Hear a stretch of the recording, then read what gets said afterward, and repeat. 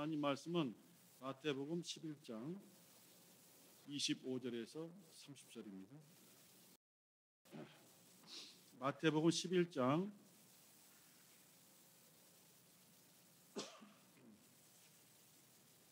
25절에서 30절 함께 합독하겠습니다. 시작. 그때 예수께서 대답하여 가라사대 천지의 주제이신 아버지여 이것을 지혜롭고 슬기 있는 자들에게는 숨기시고 어린 아이들에게는 나타내심을 감사하나이다. 옳소이다. 이렇게 된 것이 아버지의 뜻이니이다. 내 아버지께서 모든 것을 내게 주셨으니 아버지 외에는 아들을 아는 자가 없고 아들과 또 아들의 소원대로 계시를 받는 자 외에는 아버지를 아는 자가 없느니라. 수고하고 무거운 짐진 자들아 다 내게로 오라. 내가 너희를 쉬게 하리라. 나는 마음이 온유하고 겸손하니 나의 멍에를 메고 내게 배우라. 그러면 너희 마음이 쉼을 얻으리니 이는 내 멍에는 쉽고 내 짐은 가벼움이라 하시니라. 아멘. 다 내게로 오라 하는 제목으로 함께 말씀을 나누겠습니다.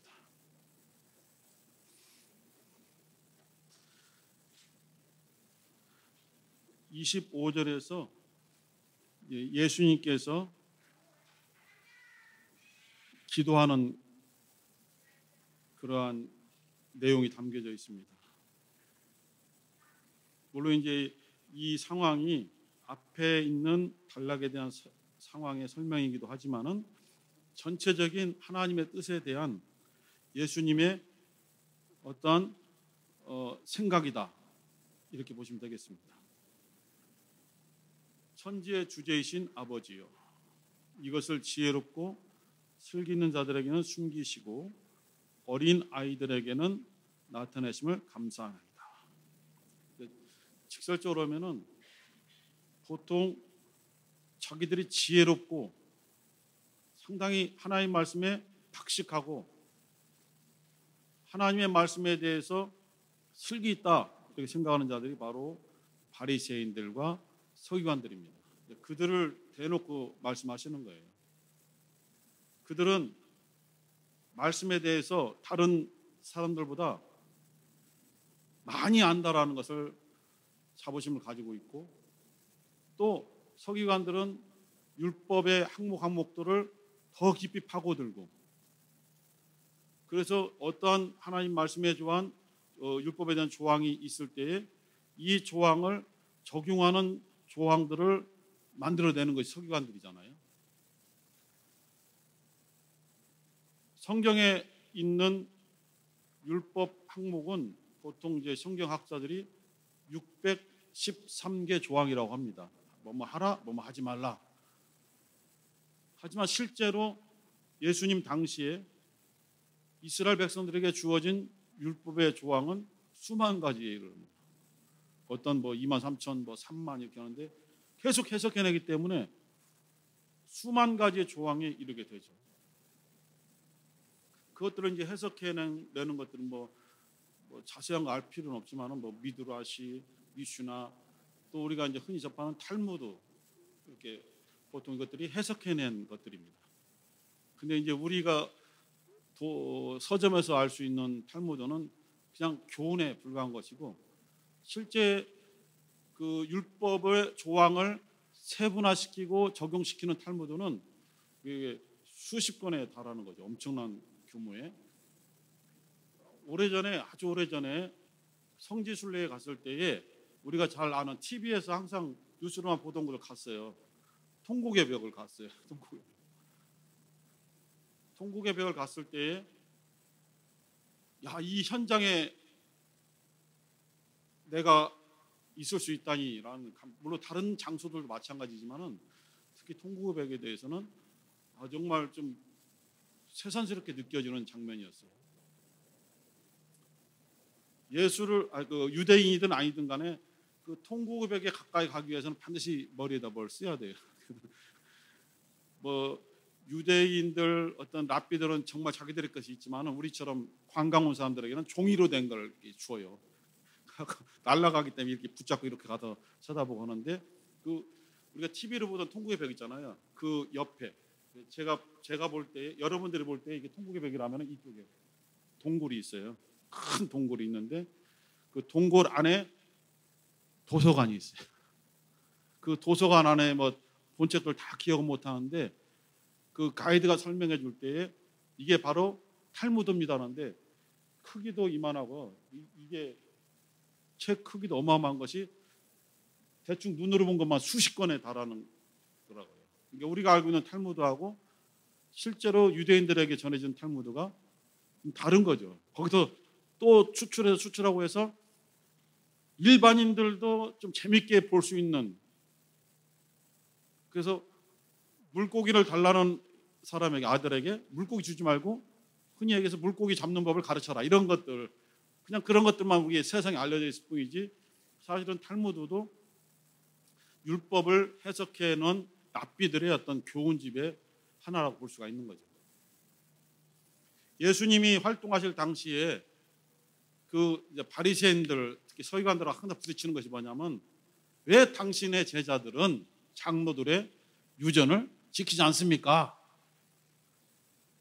이렇게 손을 씻지 않고 먹습니까? 이런 것들.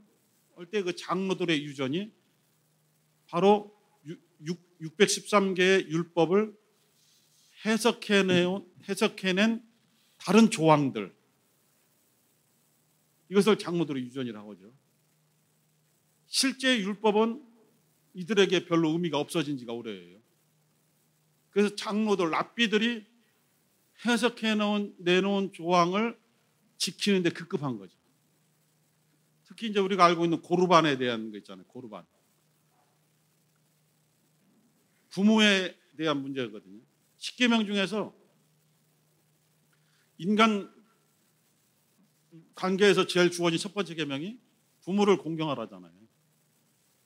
하나님이 주신 계명 중에서 제일 크고 첫째 되는 계명이라고 말씀하시잖아요.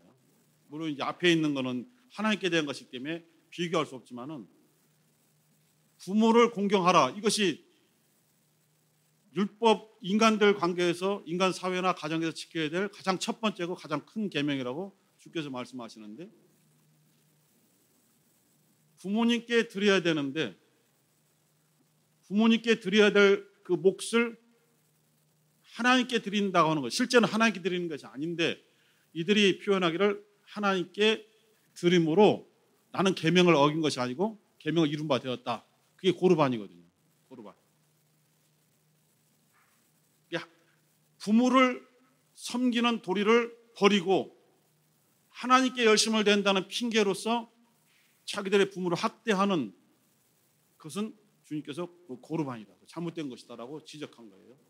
이런 사사건건의 문제들, 안식일을 지키느냐 안 지키느냐의 문제들, 율법에 대한 어떤 실제 율법 조항에 대한 부딪힘이라기보다는 율법에서 해석해냈을 때에 안식일을 어떻게 지키느냐, 정확하게는 구체적으로는 성경에 기록되어 있지 않는 것들을 랍비들이 해석해내서 안식일에 도대체 어느 정도 거리까지 움직일 수 있느냐, 돌을 던졌을 때에 돌이 떨어지는 거리까지만 이동할 수 있다라고 성경에는 없지만 랍비들이 정해놓은 거예요. 유명한 랍비들 정해놓으면 그것이 법이 되는 거예요. 그게 장로들의 유전이죠. 그리고 움직일 때에 땀이 난다면은 그것은 노동한 것이다. 안식일에 어떠한 경우든지 땀을 많이 흐르는 사람도 있고 적게 흐르는 사람도 있거든요. 그 기준이 없는 거예요. 땀이 나면은 그 사람은 노동한 것이다. 안식일을 어긴 것이다. 죽여라. 막 이렇게 되는 거예요. 그러니까 얼마나 무섭습니까? 이러한 조항들이 시간이 흘러가면서 세대가 바뀌면서 계속 첨가가 되는 거예요. 첨가. 그것을 서기관들이 그 일을 하는 거예요. 그러니까 옴짝달싹 없는 거죠.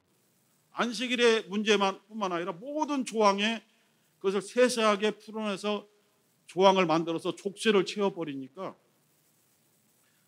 하나님의 말씀인 율법을 지킴으로써 자유를 얻을 수 있습니까? 자유를 얻을 수 없죠. 왜냐하면 완벽하게 지켜낼 수가 없거든요. 613개의 계명도 지킬 수 없는데 거기서 파생된 수만 가지의 조항을 어떻게 지킵니까, 인간이?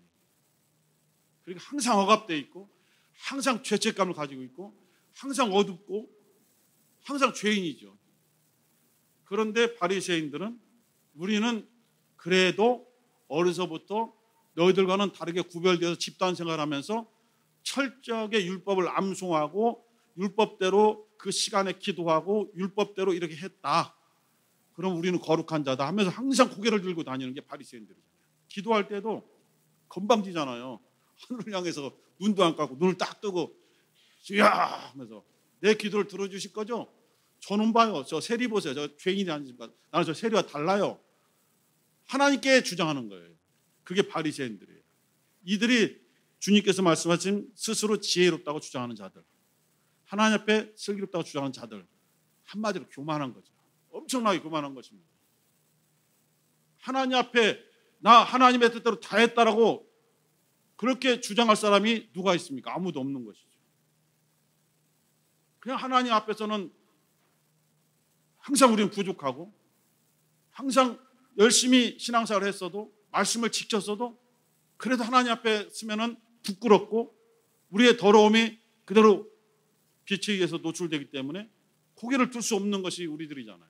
또 용서해달라고 기도하고 밤낮 회개 기도하잖아요. 회개 기도하고 정말 용서해달라고 더 열심히 하겠다고 계속 다짐하지만 또 이제 오늘 이 시간 나가면 또 같은 생각 반복되잖아요. 우리의 약점. 그 장로들의 유전 문제로 특히 예수님 당시에 많은 백성들이 족쇄에 걸려있고 억압을 받아서 자유함을 가질 수 없고 참된 안식, 쉼을 가질 수가 없는 거예요. 그래서 마지막 이제 나중에 나오겠지만은 내게 오면은 쉼을 얻을 수 있다고 주께서 말씀하시는 이유가 거기서 있는 것 같아요. 어린아이 같이 이렇게 겸손하고 나는 아직 아이라서 잘 몰라요. 아직 많은 것을 배우지 못해서 이럴 때 어떻게 처신해야 되는지 잘 알지 못합니다라고 인정할 수밖에 없는 사람들. 정말 자기를 일부러 낮추는 것이 아니라 실제 자기가 낮은 자임을 인정하는 것. 그것이 겸손함이죠. 사실은 자기가 낮은 위치에 있지 않은데 사람들에게 체면으로 또는 공치사로 부족합니다. 부족합니다. 누가 그래요? 정치인들이 그러죠. 부족합니다. 하지만 실제로는 부족하다고 느끼지 않는 사람들이죠. 그건 겸손함이 아니죠. 진정한 겸손함은 정말 나는 낮은 위치에 있다라고 그렇게 느끼고 그렇게 고백하는 사람이 정말로 겸손한 사람이죠. 그 사람을 주님께서 어린아이와 같은 자다 이렇게 보시는 거예요. 우리 고린도전서 1장 27절 한번 보겠습니다. 고린도전서 잘 아시는 구절이에요. 27절에서 29절까지만 고린도전서 1장 27절에서 29절까지만 읽겠습니다. 시작. 그러나 하나님께서 세상에 미련한 것들을 택하사 지혜 있는 자들을 부끄럽게 하려 하시고 세상에 약한 것들을 택하사 강한 것들을 부끄럽게 하려 하시며 하나님께서 세상에 선한 것들과 멸시받는 것들과 없는 것들을 택하사 있는 것들을 폐하려 하시나니 이는 아무 육체라도 하나님 앞에서 자랑하지 못하게 하려 하심이라. 이러한 자들을 주님께서는 어린아이와 같다라고 보시는 거예요. 스스로 지혜가 있지만은 조금 부족한 것처럼 교만 떠는 자들을 인정하는 것처럼 실제로 나는 부족합니다라고 느끼고 그렇게 자신을 감추지 않고 그대로 표현하는 사람, 부족한 자처럼 느끼고 부족하다고 말하는 사람, 그 사람이 주님 보시기에 주님의 일을 하기에 합당한 사람이다라고 보시는 거예요. 오늘 이 고린도전서 1장의 말씀처럼 미련한 것들을 택하셔서 스스로 지혜롭다고 주장하는 자들을 부끄럽게 만드실 수 있다는 거예요. 하나님 충분히. 땅에 있는 돌을 가지고도 아브라함의 자손들이 되게 할 수 있는 능력이 있으신 분이 세상에서 미련한 사람들을 택하셔서 세상에서 나는 이와 같이 많은 학문을 했고 학식을 가지고 있고 학위가 있고 여러 방면에서 경험이 많은 지혜로운 자다라고 주장하는 자들을 부끄럽게 만드실 수 있다는 거예요.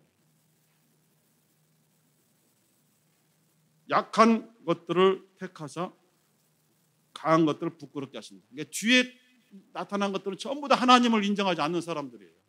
자기를 주장하는 사람들이고, 앞에 있는 사람들은 정말 자신들이 부족하고 연약하기 때문에 하나님을 의지할 수밖에 없는 사람들을 하나님께서 택하시는 거예요. 무조건 미련한 자 택하시는 것이 아니라 미련하기 때문에, 스스로 미련하기 때문에 하나님의 지혜를 구하려고 하는 자를 택하시고, 자기가 약하다는 것을 인정하기 때문에 하나님의 강함을 의지하려고 하는 자를 택하시는 거예요. 이것을 원하시는 거죠. 그래서 일부러 오늘 본문에도 지혜롭다고 주장하는 자들에게는 하나님의 여러 가지 뜻들을 가리우신다는 거예요.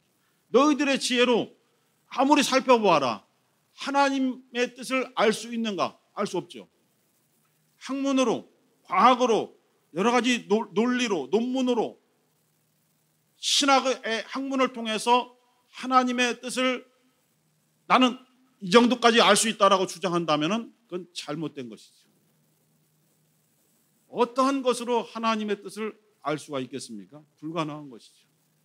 그러나 스스로 자기의 낮음을 인정하고, 자기의 약함을 인정하고, 자기의 천함을 인정하는 어린아이와 같은 심령을 가진 자들에게는 나타내셔서 계시해 주셔서 그들로 하여금 하나님의 뜻을 깨닫게 해주시고 그들을 주님의 일하는 일꾼으로 사용하신다는 거예요. 주님의 12 제자들을 보면은 사실 그 당시에 유대의 어떤 사회 속에서도 뛰어나다고 할 수 있는 사람이 한 명도 없는 것 같아요.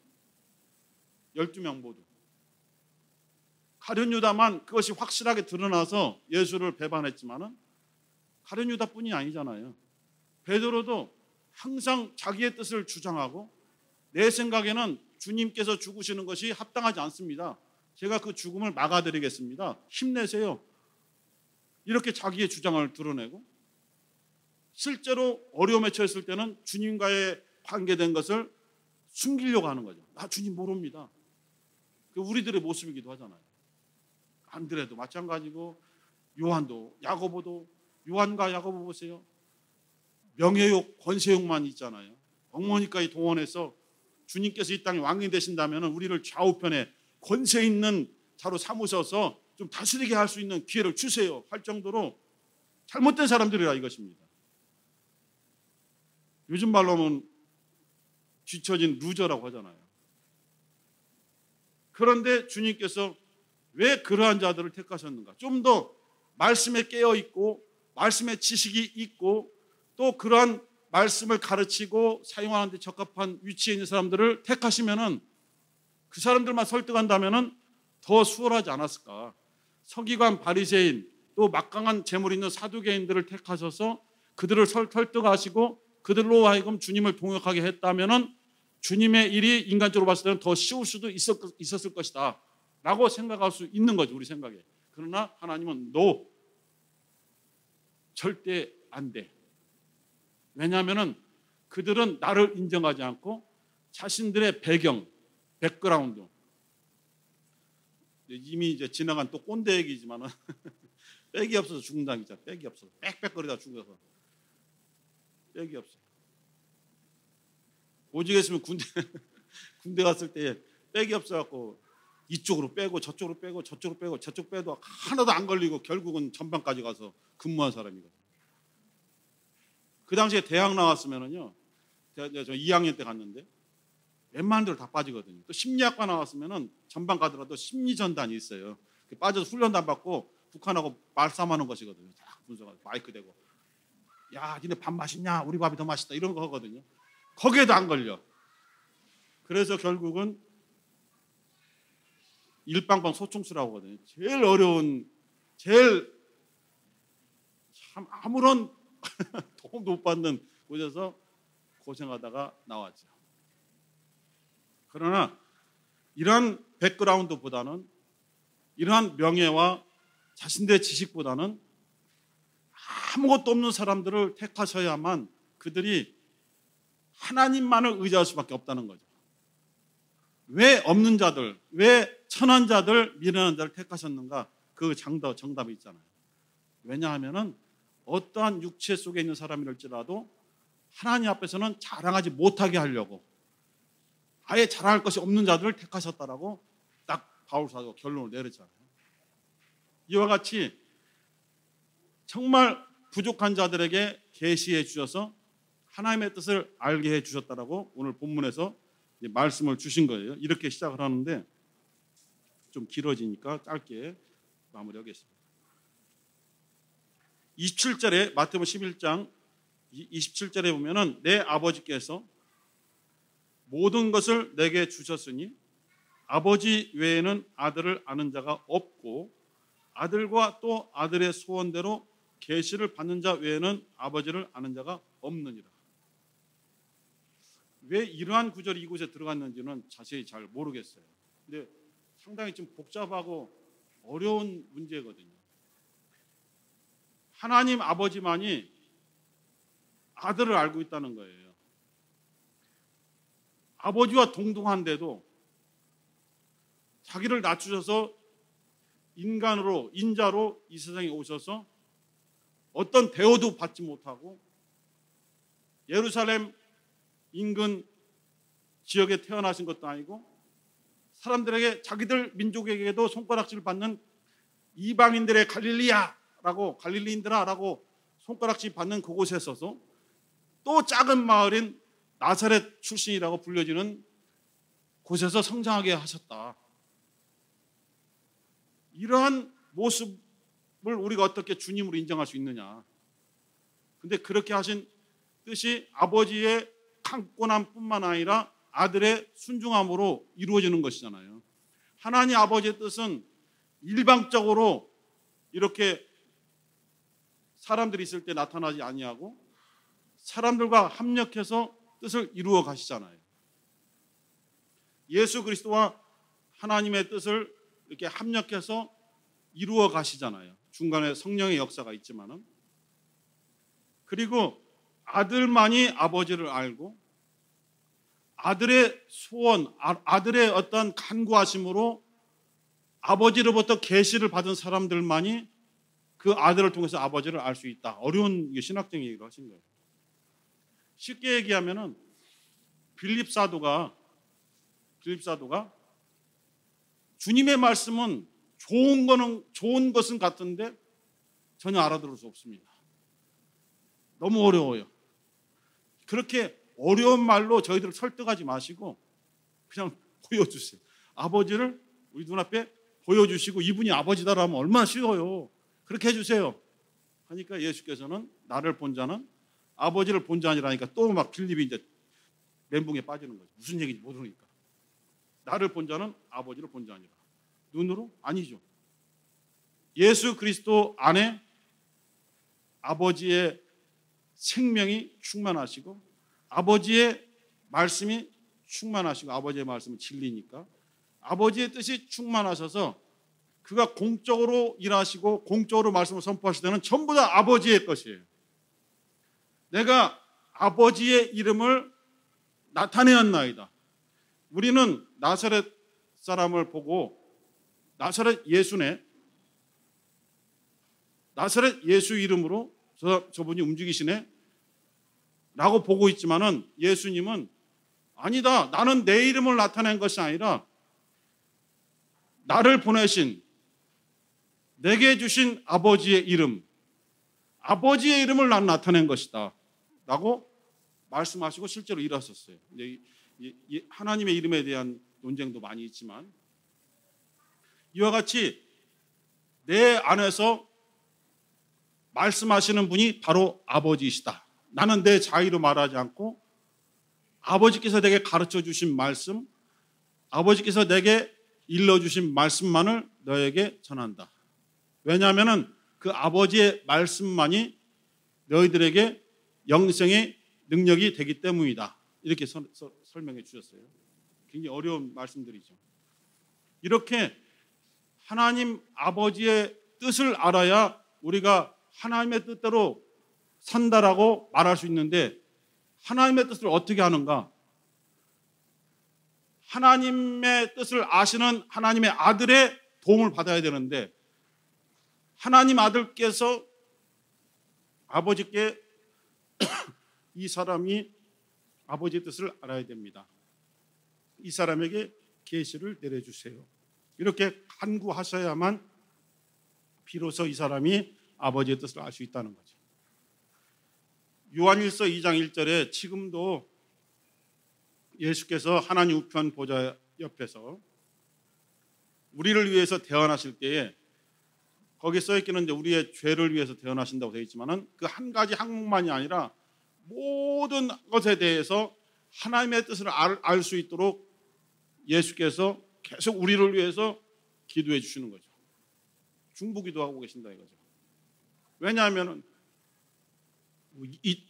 죄송합니다. 이 땅에 있는 우리들이 하나님 아버지 뜻을 어떻게 합니까? 말씀을 우리가 통해서 알 수 있다고 하지만 이 말씀을 어떻게 깨닫습니까? 이게 단순한 세상 책이 아닌데 어떻게 이것을 외우고 읽었다고 해서 하나님의 뜻을 알 수 있습니까? 하나님께서 알게 해주셔야 본 뜻을 깨달을 수 있죠. 그래서 정말 하늘에서 우리 주님 예수께서 우리가 하나님 아버지 뜻을 알 수 있도록 계속 하나님 아버지를 설득하시는 거잖아요. 기도해 주시는 거잖아요. 그러면서 또한 성령 받은 사람들은 우리 안에서 성령께서 우리를 위하여 간구하신다. 말할 수 없는 탄식으로. 왜? 예수를 믿고 속죄받고 하나님의 이름을 모셔서 하나님의 자녀가 되었으며 성령 받아서 성령 충만한 하나님의 성전이 되었는데도 불구하고 여전히 하나님 보시기에는 하나님의 뜻에 어긋나게 생활하고 있고 성령께서 그 사람의 심령을 들여다보니까 답답하다 이거예요. 답답하다.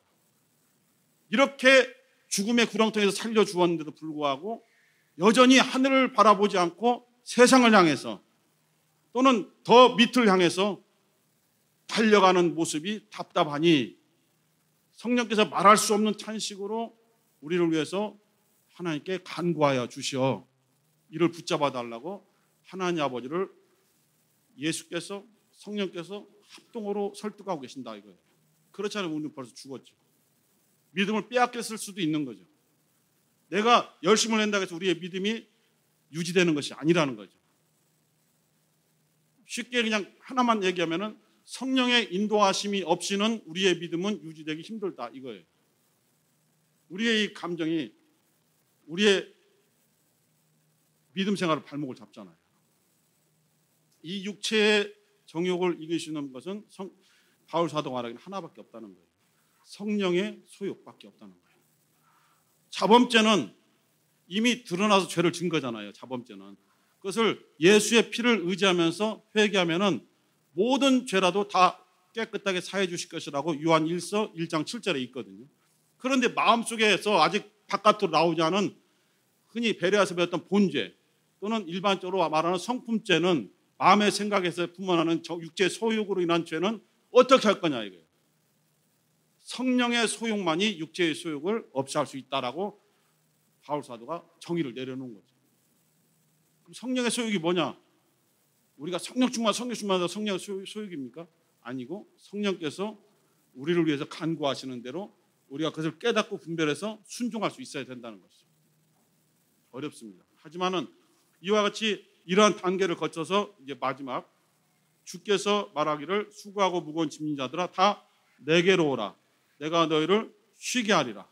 수고하고 무거운 짐진 자들아. 처음에 얘기했던 율법에서 파생된 장로들의 유전, 이 바리새인 서기관들이 말하는 율법이 아닌 율법을 지키라고 하는 이 조항들이 너희들을 수고하게 만들고 무겁게 만들고 억압하고 있다. 그 안에서 너희들이 쉼을 얻을 수 없다. 내게 와야 된다. 내게 와야만 내가 너희를 쉬게 할 수 있다.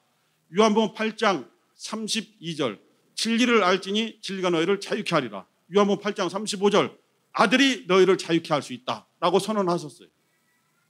예수에게만 율법의 억압에서 벗어날 수 있는 자유함과 쉼이 있다는 거예요. 그 대신에 너희들은 나의 멍에를 매야 된다. 예수님의 멍에가 뭡니까? 자기를 낮추고 자기를 포기하고 자기 십자가를 지고 주님의 뜻을 따르는 것이 주님의 멍에잖아요. 이 땅에서 힘들고 내 생활이 제한받을지라도 성령의 인도하심을 따라 하나님의 계시를 깨닫고 그래도 순종하려고 몸부림치며 나가는 것이 바로 주님의 멍에거든요. 이 멍에를 메고 내게 배우라. 내가 얼마든지 너희들이 하나님의 뜻대로 사는 방법을 가르쳐 줄 수 있다. 주님께만 답이 있다는 거예요. 주님의 답이 이 성경에 써 있고, 이 성경을 깨닫기 위해서는 성령의 역사하심, 오늘 안기신 목사님은 성령의 조명하심이라고 했는데, 황수재 목사님이 성령의 조명하심이라고 얘기했는데, 성령의 그 도우심을 통해서 말씀을 깨달아 알 때에 비로소 우리는 예수 안에서 온전한 쉼을 얻을 수 있다라고 말할 수 있는 거죠. 그래서 마지막 구절을 30절을 한번 같이 읽겠습니다. 마태복음 11장 30절 시작. 이는 내 멍에는 쉽고 내 짐은 가벼움이라 하시니라. 무거운 것이 아니라는 거예요. 주님의 멍에는 육체적으로 생각하면 어렵고 육체대로 받아들이면 무거운 짐이지만은 믿음으로 하나님이 주신 행복과 기쁨으로 받아들이면 쉬운 것이다. 그리고 가벼운 것이다. 이것을 가져가고 너희들의 무거운 짐은 내게 맡겨라. 내가 대신 져주겠다. 바꾸자는 겁니다. 바꾸자는 거예요. 주님께 왔을 때는 우리의 것을 주님께 내놓고 주님의 것을 받아서 가는 것이 기도와 응답이죠. 기도만 하는 것은 안 되잖아요. 내 것만 자꾸 내놓고 주님 것을 가져가라 해도 안 가져가잖아요. 기도를 많이 하면 마음이 일단 풀리니까 그냥 가버리는 거죠. 아니죠. 기도하고 주님이 주시는 멍에를 받아서 가야만 쉽고 가벼움, 참다운 주님 안에서의 쉼을 얻을 수 있는 겁니다. 오늘 좀 복잡하게 말씀드렸지만은 주 안에서 정말 주님의 멍에를 메고 주님과 함께하는 사역할 때에 성령의 도우심으로 주님의 뜻을 잘 깨달아서 주님과 함께할 수 있는 우리 성도 되시기를 주님의 이름으로 축원합니다. 이제 함께 주여 한번 부르시 기도할 때에 우리에게 주신 사명 잘 감당해 달라고 주여 한번 부르시 기도하겠습니다. 주여.